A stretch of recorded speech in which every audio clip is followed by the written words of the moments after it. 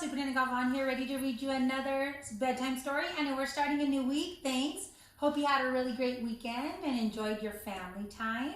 Today I get to read you La Frontera, and this is Un viaje con papá, my journey with papá, and it's really written by Deborah Mills, Alfredo Alva, and Claudia Navarro. So they did both the writing and the illustrating, 3 authors.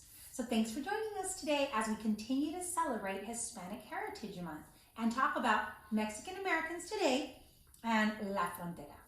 Hola comunidad de Greenfield, soy Superintendente Galván leyendo esta historia con ustedes. Este es el lunes, el primer día de la semana. Gracias por estar aquí con nosotros antes de dormir y ojalá que ustedes tomaron y disfrutaron este fin de semana pasado. So, la historia para hoy se llama La Frontera y es un viaje con papá. Vamos a oír de un viaje de México aquí, a los Estados Unidos, al norte, y a ver lo que podemos aprender juntos. So, La Frontera is the name of the story. So, let us see what we can learn. When I was young, my family lived in a small village in La Ceja in central Mexico, in the state of Guanajuato. For over 100 years, my family had lived there. My grandfather, my Uncle Tomas, and my father all worked in the piñón pine trees. Every day they walked 5 miles to the forest to gather the pine nuts from the trees. They climbed the trees and gathered the pine nuts in their sacks. I loved to watch my abuelo, my grandfather, mend the sacks and wished my hands could move as swiftly as his did. In the summer, I worked with Papa in the valley, stocking the corn to dry. The valley was also far from our village. The day came when Abuelo could no longer walk the distance to and from the pine forest. Without Abuelo's help, Papa could no longer provide for our growing family. I was the oldest, but I was too young to work all day. I now had 2 little brothers, Arturo and Luis, and a baby sister, Hilda. The babies still drank Mama's milk, but my brothers and I were always hungry. I could see Papa was unhappy, and I felt bad because I couldn't help him. Abuelo told Papa he must find a new home. You must learn La Ceja. You must leave and find a place where work is plentiful and you can bring things to the family so that we can flourish. Take Alfredo with you, and he is your firstborn, and he will help you on this journey. I was sad to think of leaving my home. I would miss my donkey, Fernando. We were born in the same year, and I loved him. I would miss Abuelo and Uncle Tomas too. I would miss playing with my little brothers and my friends. I did not even know what to think about leaving Mama. I was hungry. Yes, but I did not want life to change. The next day, strange men came to our village. I saw Papa talking quietly with the man everyone called El Coyote. Papa handed him money. He would not take pesos. He only wanted American dollars. And then the men left. I asked Papa why the man was called a coyote. Papa said he takes his name from the animal. A coyote is known for its stealthy, wily ways. It is a loner and a shy of strangers, just like this man. But we needed his help to make our journey. Uncle Tomas announced that he would have a going away celebration and that he would roast the family pig for the feast. All the villagers came to the party, the very old and the very young. It lasted all day and all night. We filled our stomachs with tortillas, rice, cornbread, and much more. My cousin Francisco played the accordion, and there was dancing, hugging, and kissing. We sang my favorite song, Amor Eterno, which means eternal love. My mother took me to the well behind the house and sat me down. She looked me in the eye and said, "You are so lucky to be going on this special trip with Papa. You must be strong.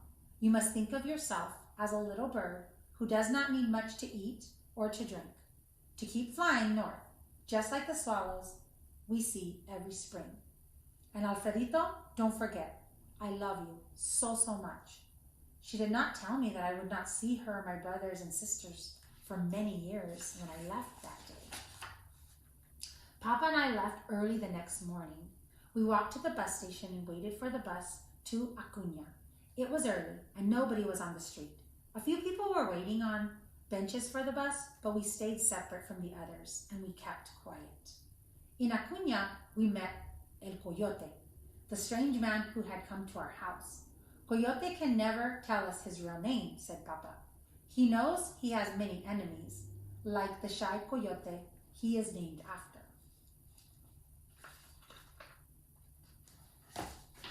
See what happens next here. Coyote took us to the edge of the Rio Grande River. We hid in the tall grass until it was truly dark. Coyote gave us an older inner tube to float across and said he would meet us on the other side in the United States. Papa and I took the inner tube and tried to cross, but the current was too strong. We crept along the shore until we came to a shallower place. The moon was very bright, shining on the water. It was beautiful. We put our sacks on our head and quietly and quickly waded in.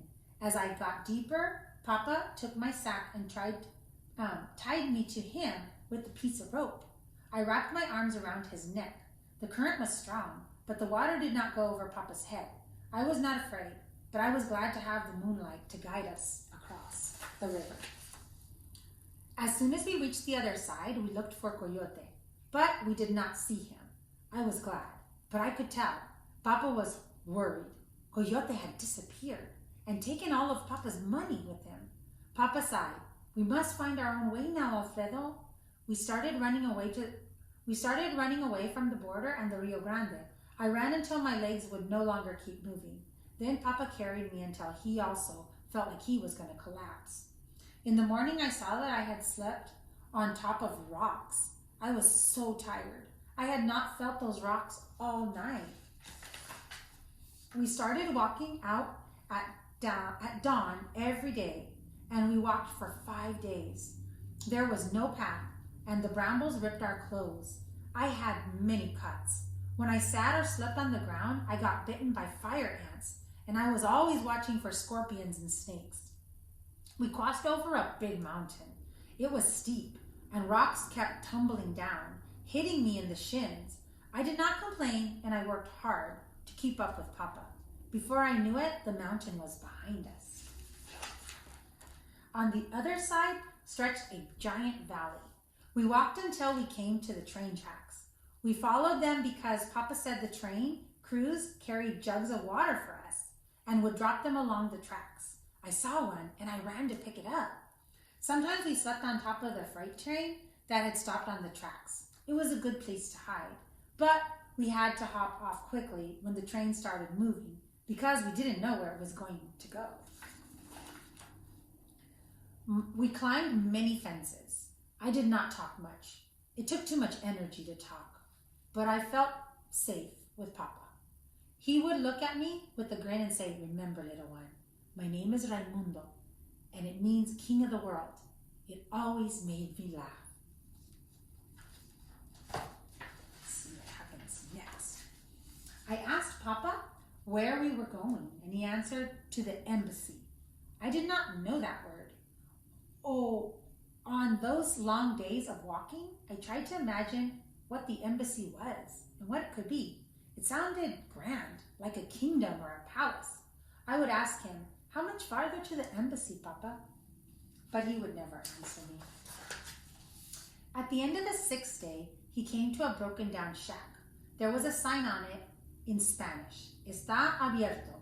Tomen lo que necesitan y no destruyen nada. Gracias." What that meant was, "It's open.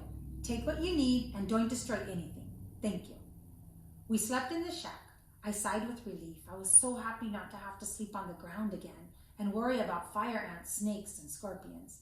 Papa said we were waiting here for a man named Isidro, a friend of Abuelo's. Isidro came in his pickup truck the next day.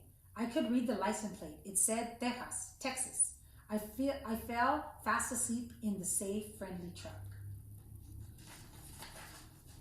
Isidro took Papa and me to the embassy, which was nothing more than a collection of broken down trailers and furniture that people had dumped in the woods behind a factory. There was an old well there, and it still worked, but the water was very brown. I was the only child at the embassy. We slept in an old bus and ate in a shack made of metal and plywood. My only friend was a baby Chavelina, a wild pig, who wandered in one day. I think she was lost herself. I felt like I had to help her. We were both lonely, and I told her all of my thoughts. She reminded me of my donkey Fernando back home. Was he wondering where I had gone to? After a few weeks at the embassy, I started school. Papa showed me where the bus would pick me up and gave me a $100 bill. Carry this with you at all times, Papa said, and don't tell anyone that you have it. I put the bill carefully in my little pocket in my jeans. If someone in a uniform picks you up and takes you back to the border, use this money to buy a bus ticket back to our family in La Serra. In Mexico, everyone walked to school, so I was nervous getting on a school bus. It felt dangerous. My father had wanted me to watch out for men in uniforms, and I thought they might be on the bus. I was very quiet, and I always sat at the back. After a few weeks, I felt safer on the bus, but in the classroom, I felt alone. I couldn't speak English or understand anything they said. I could feel the other students' eyes on me, and I knew they were talking about me. One day, a boy named Antonio came into our classroom and asked for me. He was 2 years older and spoke Spanish. I could see the other boys liked him and were jealous that he was there to see me. After the day, everything started to change for the better. My classmates helped me pronounce English words using their hands and their faces. They taught me numbers, shapes, feelings, names, and body parts. So many new words. And since I was good at math, I helped them too. I think my teacher had sent Antonio to help me. I wanted to thank her, but did not know how and choose the right words to say that. By the end of the summer, I was beginning to feel like I belonged there. I could speak some English now and could talk to my new friends. Always at the center of my heart was my family. I missed my mama, my brothers, and my little sister. But I liked my new life. I was becoming a Texan, un Tejano. In November of that year, President Reagan granted amnesty to millions of immigrants, which meant we could begin the long process of applying to be a U.S. citizen. 4 years later, one day Papa picked me up from school in his truck and he said, "We're going on a very special trip today, mijo, to a town called El Paso, on the border." I did not want to go, but Papa promised me that this time I would not have to sleep on rocks or worry about coyotes. We drove for many hours. It was spring, and I remember all the beautiful wildflowers were blooming all along the highway. When we arrived in El Paso, I was speechless to see all the faces I had missed for so long. Luis, Arturo, and Hilda, all so much bigger now. And Mama. I couldn't move. I felt a hand on my shoulder. I knew it was Mama's. It reached right to the center of my heart. She embraced me, and we held each other for a long time. Finally, I thought, finally, our family is back together again. And that's the story. At the end of it, it talks about la historia de Alfredo, and it shows a picture and how they had to go from really far. If you know Mexico a little bit, they were way on the bottom, and they had to go all the way to the top. That's why it took them 6 days.